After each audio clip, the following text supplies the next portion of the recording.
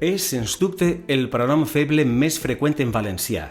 No explicarem la funció que té en les oracions, però sí que direm com pronunciar-lo. O és un pronom que es pronuncia de 3 maneres diferents, encara que en tots els casos s'escriu igual. H-O. Primera pronunciació.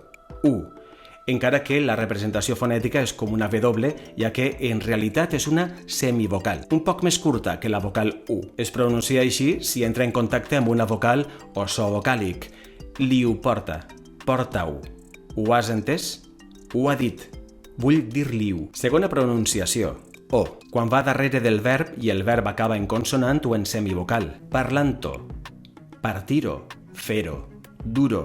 Dueu-ho. Corregiu-ho. Feriueu-ho. Bé, esta última no és massa correcta. Tercera pronunciació. Eu. Es pronuncia eu quan apareix anteposat a un verb que comença per consonant. Eu porta.